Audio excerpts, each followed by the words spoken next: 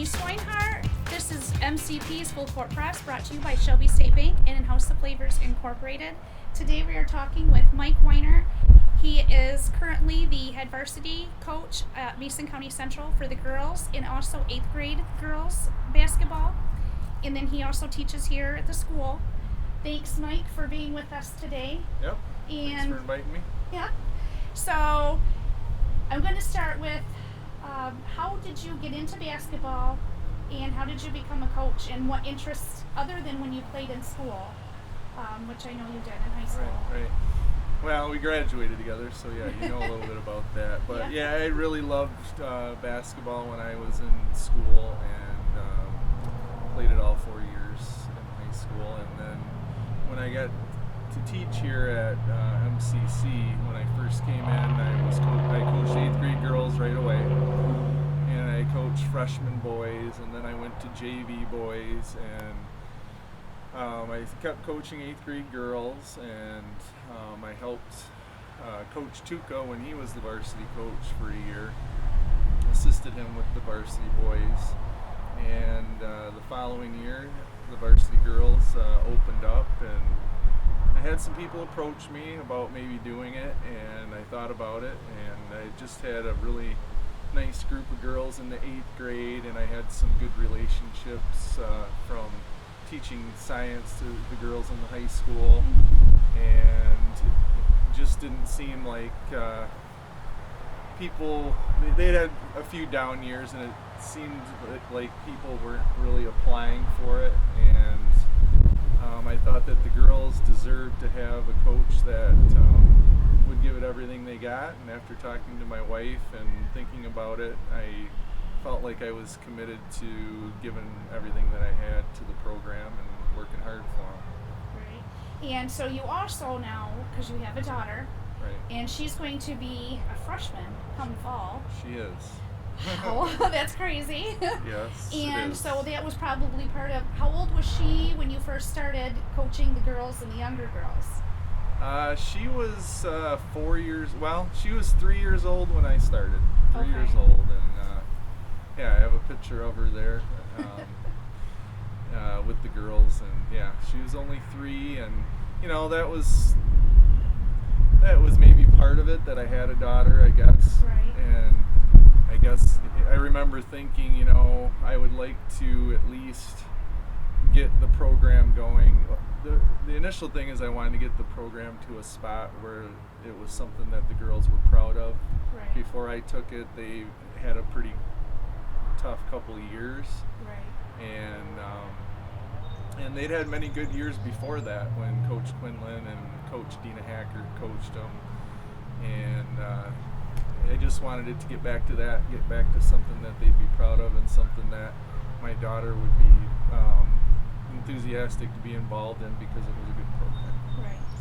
So then when she got to be a little bit older, like 3rd and 4th grade, you started, because it's always been like 5th grade on up, Right. it started with rec ball, with Right. recreational, and then 3rd and 4th grade, you know, going down to that level, we hadn't really done that quite yet. So as she got older, is that one of the reasons why you started having growing interest in that as well? Well, I knew that some other people, especially down south, they were working with 3rd and 4th graders, and I wanted to start that here. And so even before I knew, you know, she was still young when I started it. She was still 4 or 5 when I started doing it, but I wanted to get them going a little bit earlier, and you could see that it paid off in those programs, that they got them going a little bit earlier. One thing that really got things going is we do the summer tournament here, AYBT tournament each Yes. year. Yeah.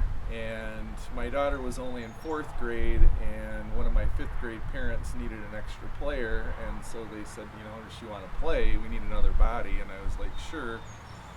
And I saw a team from Kent City, which, if you know anything about girls basketball in the state, Kent City girls basketball is a really good program. They're about the same size as the school, and they're one of the best teams in the state each year, and really they're a lot like us. And I watched our 5th grade girls play their 5th grade girls, and they were pressing like a JV or varsity team, like they knew where to go and they knew how to get through everything. And so I early on I talked to the coach and just kind of said, how are you getting these girls and prepared this early? And he gave me a few secrets, and I kind of took those secrets.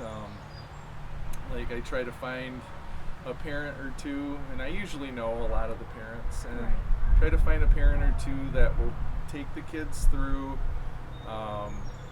that will spend a lot of time with them almost year round, at least getting in the gym once in a while, give them some breaks, but getting in the gym almost year round, and I kind of feed them the tournaments and the leagues that they can get into, and they kind of take it from there. And I've just been really fortunate to have picked or got volunteers from some outstanding parents, and you probably know some of them. It kind of started with I kind of started it with Bob Jensen, and that's the going to be sophomore group, and that was a nice group this year. And then my daughter's group, my wife took that group, and they went undefeated in 8th grade last year, so that's going to be a nice group. Rich Welch has done a great job with the incoming 8th graders now. And was 7th grade last year. Yeah, and they won the championship too. And then in 6th grade, Anna Peterson and Roxanne Shy, they do a great job.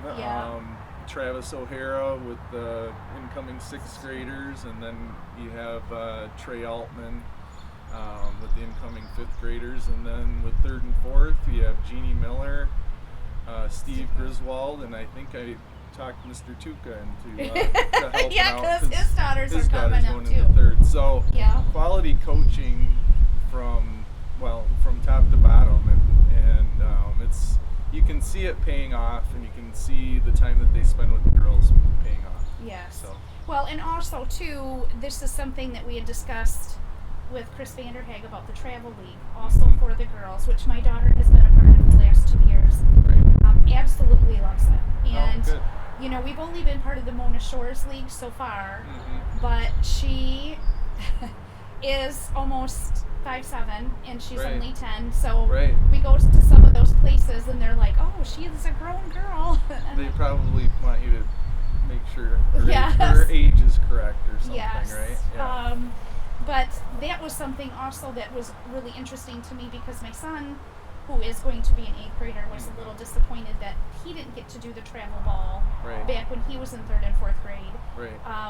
But he is now, thinking about doing a travel league with some of his friends that are, not all of them are necessarily from Scottville, but some of them are. Some of them are from Ludington. They want to get a group and do it themselves. And I said, I will help coach you, and so we wanted to take it from there. But I think the travel league also has a lot to do with helping the girls get to where you want them at the varsity level.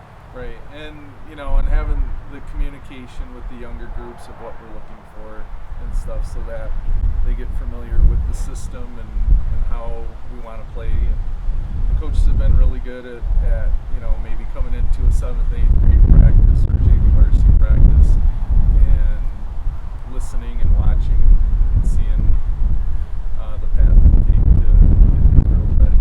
Right, and I think it's a major thing that it does start younger. You have a lot of schools that are actually in our conference here at Mason County Central that have had groups of kids that have started in 2nd, 3rd, 4th grade, and up until you started doing it with the girls, and now the boys are starting to come around with the younger kids too. It's something that you can definitely tell when you see them play on the court. You can tell that some of these girls would play together longer maybe than like a couple of our girls, or vice versa, you know what I mean? And like you said, 7th and 8th grade girls both won championships this year. That was absolutely wonderful. And they've been really good groups, and the girls themselves are really good girls. Great group of girls. So then you'll have that coming up. That'll be nice. Yes. Coming up to in a couple of years. We'll have Right. them in the varsity, Right. and then hopefully my daughter. Right. She's really getting excited about it again. Well, that's good. So, is there anything else you want us to take away from the program, or is there anything else that you have on the horizon? I know that you've been having the girls work at home, doing different types of drills and that kind of thing. Yeah, well, we can talk about that, sure. So I did some Google Meets. That's where you can see everybody on the video screen. Right. And with each level, except for third and fourth, they weren't quite ready for it yet. But from fifth grade on up to varsity, I did Google Meets with all the girls and their coaches. So all the youth coaches got in on it, and just got them started on the app that can track their shooting and their ball handling, and it's a fun little app too. They have a lot of different drills that make it fun for the kids, and they can see how each other are doing, and they can kind of compete in that way. And if somebody does better on a dribbling drill, that one of their teammates will know. Right. Or if somebody's getting off more shots, one of their teammates will know. Right. And it's worked out really well. And I have to say that this has been an interesting time period for everybody with sports. Yes. And the coaches were really good about grabbing onto this app and just doing other things, for themselves and getting the girls going. I know each of my youth coaches has made contacts with their kids and has tried to keep them going.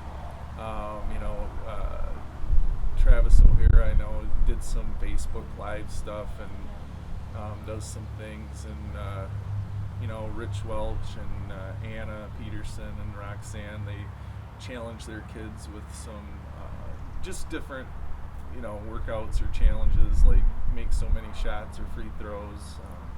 Just been doing stuff to try to keep them motivated. Yes. It's tough though when the kids are by themselves, and Yes.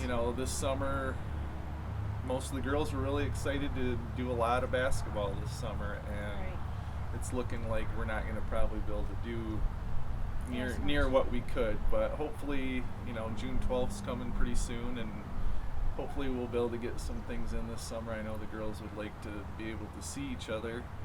They're missing each other, Yes. and they would like to play some basketball too. So And I it's think been tough. It's yeah. been tough. Well, and I think it does the girls get to see each other in person too. Oh, it does. I mean, when the I've witnessed it a few times when I've been out, when they see each other and they just smile and they talk, they just keep talking. Yes. And, they just they love it. And the kids not being able to see each other has been really, I think, rough on all of them, and hopefully that'll change here pretty soon. But yep. So one last question going into this next year, hopefully maybe not so much in the fall will we be back to normal, but your basketball season still kind of starts in the fall. Yeah. Do you think they November. will have the travel, and do you think that will be an option, or even if it's a shortened season? Well, the MHSAA, which is Michigan's sports governing body, just put out a press release earlier this week, and they kind of gave some guidelines to how things are going to go. And it starts off with you have to have some distance between players. You have to make sure that they use their own basketball and their own water bottle, and that you're just keeping that distance. So it's going to start kind of slow because you got to keep that distance between Right. them and stuff. But if things get better with the coronavirus and the governor relaxes things a little bit more as we go, they do have phases and stages to where we could get back to somewhat normal, or the new normal, whatever that is. Right. It So might never be back to what we think of as normal. well, I hope, we'll see. But so we're hoping, I know the varsity girls and probably all the younger ones are hoping we could get a few tournaments in this summer, but it's going to be tough.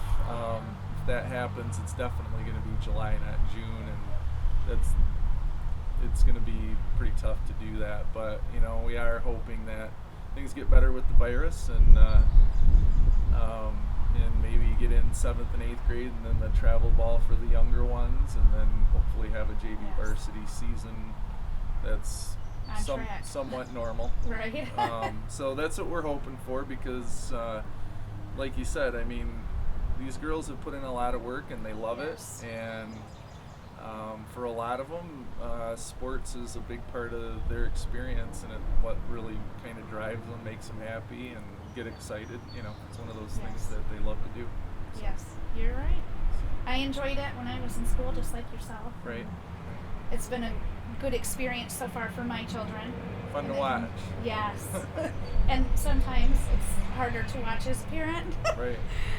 But thank you so much, Mike. Thanks for meeting us here. We're out here in front of the high school at Mason County Central. And for more news, go to MasonCountyPress.com.